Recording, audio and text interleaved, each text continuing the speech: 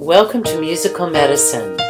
I'm Soleil Dakota, and this is a special presentation of the San Francisco March for Elephants and Rhinos. Tonight you'll see excerpts and highlights from the march, including an exciting lineup of informative and inspiring speakers, starting with San Francisco Supervisor Scott Wiener. This edition is a sequel to our interview with elephant conservation activist Marty Perlmutter, who first introduced me to the plight of the elephants. I'm honored to have opened the rally with the song I wrote. It's called Elephant in My Heart. I have an elephant in my heart. You guys. I hear the elephant crying out. Stop the killing. No more killing.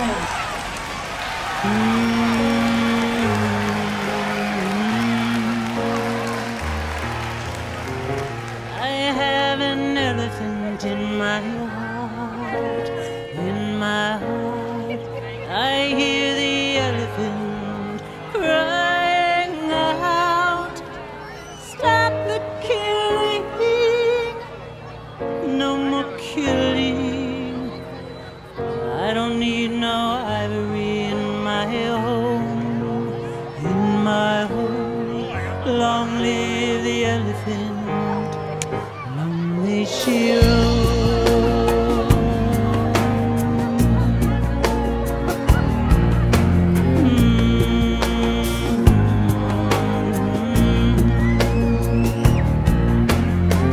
Do you have an elephant in your heart, in your heart? Can you hear the elephant crying out? Stop the killing, no more killing. I don't need no ivory in my home, in my home. Long live the elephant, long may she roam.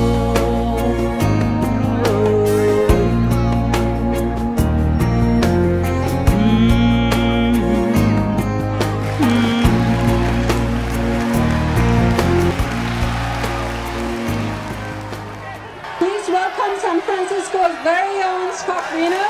We are counting on Supervisor Wiener to help us end the ivory trade in San Francisco and California. I would like to thank Scott Wiener. He's a supervisor, as you know, and because he stands close to power, he has an extra responsibility to speak to the city of San Francisco and to take these signatures, over 10,000 signatures signed that we have gathered on behalf of ending the ivory trade in the state of California. Hi everyone, this is a beautiful crowd. How was the march? So my name is Scott Wiener. I have the honor of serving on the San Francisco Board of Supervisors, and I am here today to stand in unity with you to demand an end once and for all to the mass extermination of elephants and rhinos in this world. And I can't think of a better place for this movement to move forward than San Francisco, the city of St. Francis, where we know that human beings, we have enormous power in this world, and with that power comes responsibility to be good stewards of this world and of our environment and of all creatures great and small. And sitting by idly while we see elephants and rhinos being killed every day in various parts of this world, that is not good stewardship. That is how you leave a world in a worse place than you find it. We need to leave our world in a better place than we find it. And we have to fight and keep moving forward and put an end to this trade once and for all, and recognize that to be good stewards, we have to protect everything in this world. We have to protect and conserve our environment, and that means making sure that elephants and rhinos don't just survive, but thrive. So thank you, and keep fighting. Judy Key, our next speaker, is an amazing advocate for all animals, but we really have to thank her for all her effort with the shark fin ban in California in 2011. My name is Judy Key. A survey conducted in China several years ago found that 70% of the people polled did not realize that ivory came from the brutal killing of elephants. Further polling found that nearly all of these people would not buy ivory once they're aware of the cruelty involved. Any claim that ivory is part of the Chinese culture is total fabrication by those who profit from the ivory trade. According to a 2008 report, we are the second largest market for ivory, right after China. It is time for California to step up and enact strong legislation to shut down California's ivory market. Please be sure to go to our booth and sign these postcards. These will go to your assembly member or your state senate member. You can count on me to be your most vocal and passionate advocate for elephants. And for you Cantonese speakers out there, 保護大象，我哋唔係大象，我哋唔需要象牙。And for you non-Cantonese speakers, we are not elephants. We do not need ivory. Let's protect them. Thank you so much, San Francisco. Let's do this. Mountain Bull was well known and loved by the conservation group Save the Elephants of Kenya. Frank Pope is the Chief Operations Officer of Save the Elephants in Kenya, and he's a writer and a lover of the oceans. Please welcome all the way from Kenya, Frank Pope to San Francisco. Hello, San Francisco! Jumbo! Thank you all very much for coming today. I can't tell you how much I wish that our team in Kenya and all the rest of those brave rangers that are on the front line of conservation every day, I wish they'd been able to see you guys walking through the streets of San Francisco today and felt that unity that now stretches around the world. My wife and daughter were marching this morning in Nairobi, and I've now joined you today.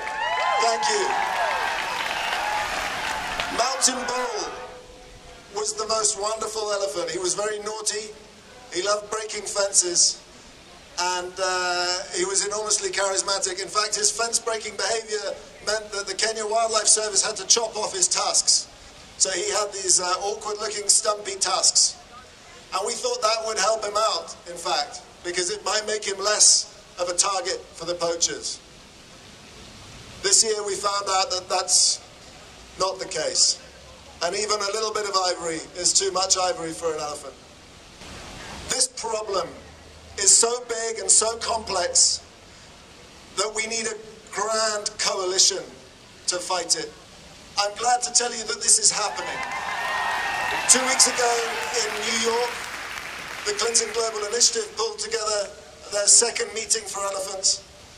And there are big political gains being made for elephants. And the big funding agencies, they're huge juggernauts. They're like oil tankers. They take a long time to turn around, but they are taking notice now. And I'm glad to tell you that there are some bright spots on the ground. This year, for the first year since this crisis reignited, the births of elephants have exceeded deaths.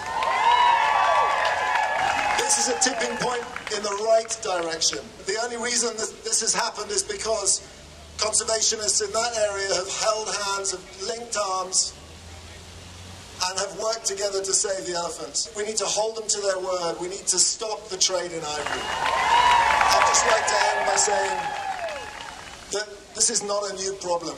We've faced it many times before, but once before in the modern world with the terrible killing power of automatic weapons in the 70s and 80s. That time around, the coalition between people and policymakers saved the day, and elephants enjoyed a 20-year respite from the ivory trade. We can do it again, and we will with your help. Mayuka is an artist, art educator, and singer-songwriter in both Japan and the United States. A native of San Francisco, Mayuka has been working on behalf of elephants for almost 10 years. I love San Francisco. This is my city of my birth. This is my elephant dog that was placed in the incubator when I was born at Kaiser Hospital. So the day I was born, I was connected to the elephant. We wrote this song called Tusks and Horns from the perspective of the mother elephant and the mother rhino who are brutally being murdered in front of their babies. This has got to stop.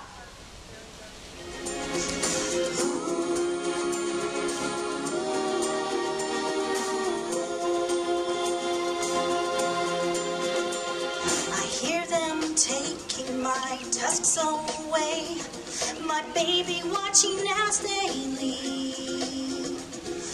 Once a giant of these rich green plains, I'm hunted for my ivory. Don't cry, be strong, you must go on. Don't cry, be strong, we will carry on. I hear your cry, I'm sorry, baby, I won't be there for you. My horn and armor are not enough to stop what a bullet can do. Run, my child, please don't fall. We've got to work together to protect us all. Our ecosystems are endangered. We've still got time to make that change.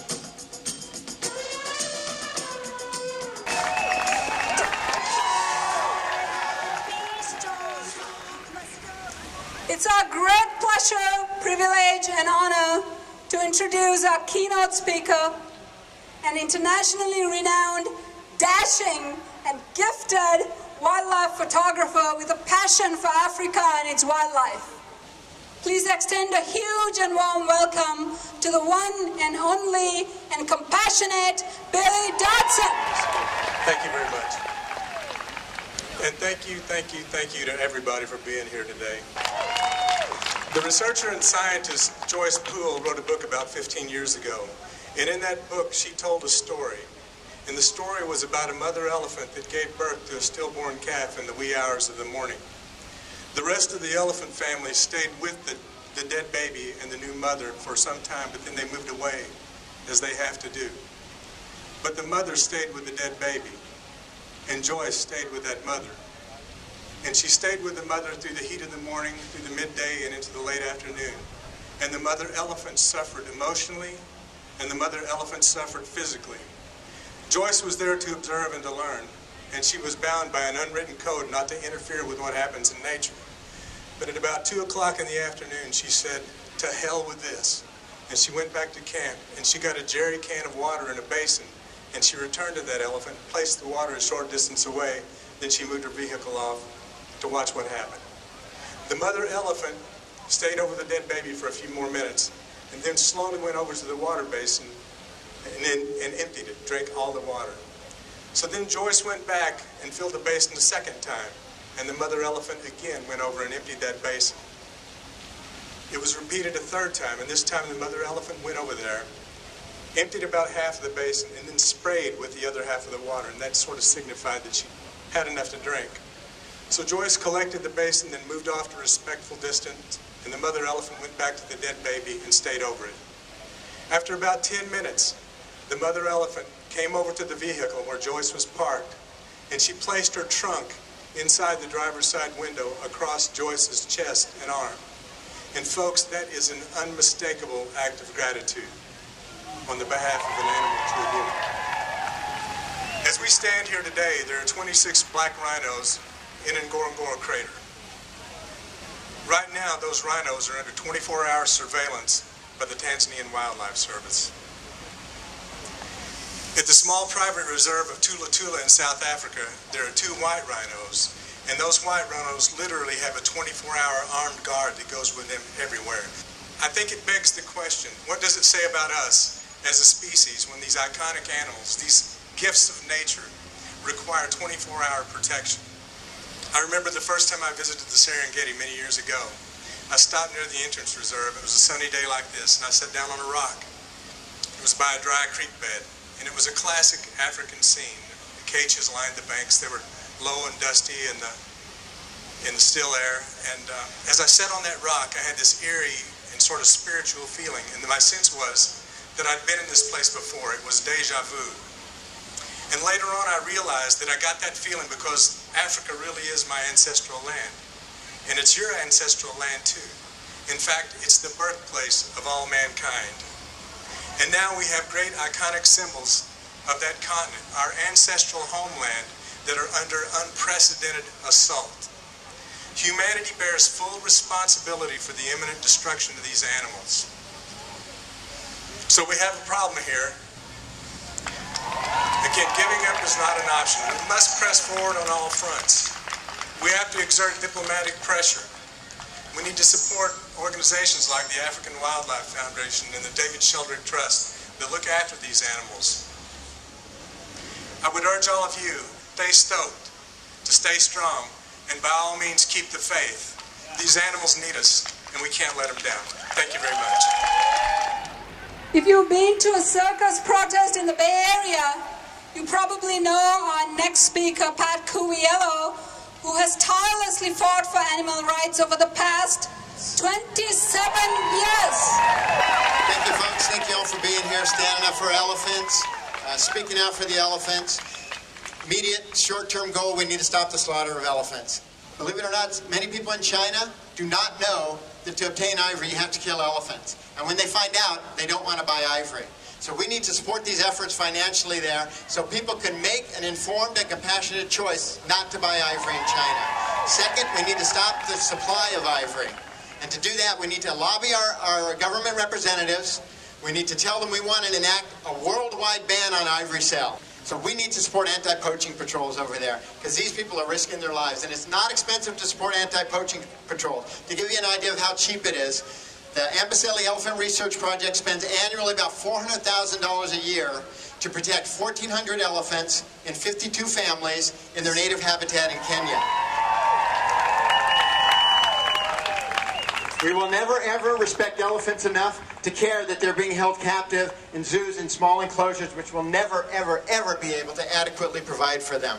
Never, ever care about elephants enough, and that elephants are being forced to perform in circuses under the threat of beatings with the bullhook, a weapon such as this. So please, people, breed compassion and give financially, often and generously to the groups who are educating people in China and surrounding countries, and give financially, often and generously to the anti-poaching patrols in Africa, because that's how we're going to stop the slaughter of these elephants in the short term. Thank you very much. Mr. Stewart and his late partner, Pat Derby, founded PAWS in 1984. Please welcome an extraordinary advocate for animals, Ed Stewart. I'm no more extraordinary than anybody else that walked in 90-degree heat through San Francisco. You guys are amazing. I want to thank one of our good friends that has been working with PAWS for 20 years or more with elephants, helped us through really hard times, helped us in campaigns, and she's here today, and she is an incredible trooper. She came up solely for this march today. Kim Basinger is out here. Kim. I want to tell a little bit about our place. We have 11 elephants right now. I always look at the elephants that we have as kind of unfortunate beings, that they're not wild. We do our best to take care of them. I have a lot of empathy for them. I see them inside fences, even though it's a big area for the elephants. We do our best for the individuals, but I wish they could be free and safe. I look at elephants at our place, and I think of the elephants in Africa and Asia, and the people that are out in the field every day protecting them. We have old friends from the Amboseli, the Elephant Trust in Amboseli. Betsy Swart is here today, the executive director. Those people and all the people that have been here on the podium today that actually do the work are the most important people here. We have to support them. We have to support them financially. We're a fairly small nonprofit, but we're going to give $10,000 to the Amboseli Elephant Trust. Contact your legislators and don't give up. You have to keep going. Everybody has to write a letter. Everybody has to make phone calls, and you have to register your name with the legislator, and we can get this thing done. We have to do something. We have to do it fast. Thanks. The Earth is so fortunate to have a bright young advocate like Unjali Lungnani. She's passionate about animals and is committed to making sure that more people know about the threat facing so many species. First of all, I would just like to thank you all for being here today, for taking time out of your busy weekends to stand up for what you believe in. To be honest, I'm here because I'm worried. Worried not only for the future of elephants and rhinos, but worried for the future of our planet. People, as a species, we have screwed up. We have abused our ecosystems, destroyed habitats, and taken for granted the biodiversity of this planet. Humans are responsible for the fact that soon elephants and rhinos may be extinct. But let me just say one thing. It's not too late to change our ways. Now, I don't have all the solutions, but if there is one thing I am sure of, it is this. Every person can make a difference. The only thing necessary for the triumph of evil is for good men to do nothing. So I urge each and every single one of you to take a stand. Stand up for what you believe in. Write to your local representatives, march in the streets, and let your voice be heard. Like I said, alone we are powerless, but together we are powerful. Thank you. How many of you know Gina Kingsley from Oakland Zoo? Remember that all the elephants at the Oakland Zoo come from abused and exploited pasts, and they have close or more than 6 acres to roam. This is the zoo that you must like. Without the good graces of Gina and the generosity of Oakland Zoo, this march would not have happened. She's the most unassuming, humble, and one of the most beautiful people I know. Good afternoon, everybody! Woo! As the lead elephant keeper of the Oakland Zoo, I have had the great pleasure of getting to experience the unique personalities of the elephants in my care. I have also had the opportunity to participate in field research in Africa, studying the complex social behavior and communication of elephants. These incredible experiences have committed me to working on behalf of and advocating for these truly majestic giants. 26 years ago, Oakland Zoo welcomed Cynthia Moss of Amboseli Trust for Elephants and began fundraising to support her important work of studying and protecting those elephants. And to date, we have raised over $300,000 for Amboseli Trust for Elephants. We are very excited to welcome Big Life Foundation as a new conservation partner. World-famous wildlife photographer Nick Brandt and Richard Bonham co-founded Big Life Foundation to combat the devastating poaching in the 2 million acres of the Amboseli-Tsavo ecosystem. Over 160 partners have created a strong coalition and made great strides in increasing awareness and improving legislation. Following successful ivory bans in New York, 96 Elephants Partners and other NGOs will next look to California to strengthen enforcement and legislation. We are here today because we demand change. Today is a day to mourn our losses, but to also celebrate our victories and encourage everyone to continue the fight. Thank you. All the way from Kenya, where she was born and raised, is Jeannie Cowell with Elephant Aware Masai Mara. Honored to be here today as a voice for elephants with all of you. I'm lucky enough to be a member of a fantastic team who are on the ground as I speak, risking their lives for elephants. I would also like to talk about Lanana, one of the victims of poaching. He was killed in March 2013. I knew Lanana personally. I spent hours with him every day. I watched his suffering and his small moments of happiness. Unfortunately, Lenana was killed by poachers just as he was on the mend after a very atrocious injury he had sustained from poachers. Lenana was definitely a very unique elephant. To establish a trust with humans after being so viciously attacked by them was truly amazing. So thank you for marching today, and I am very honored to be here with you. I'd love to thank all those who helped this event happen, all the advocates from March for Elephants who worked really, really hard.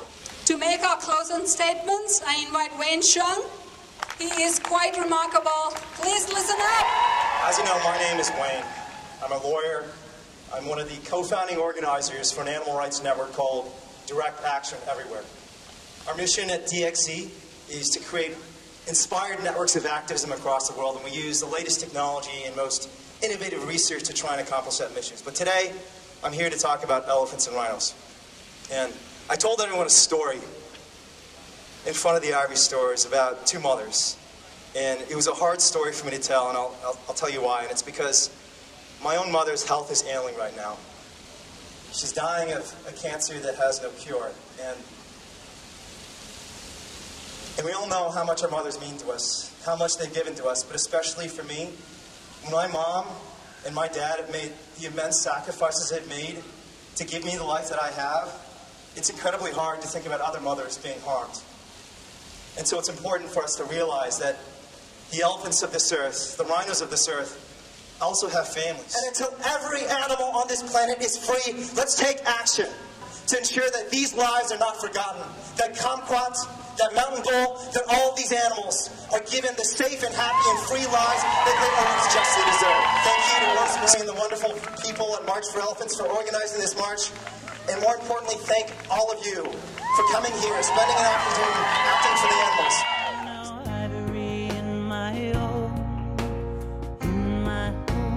Do you have an elephant in your heart?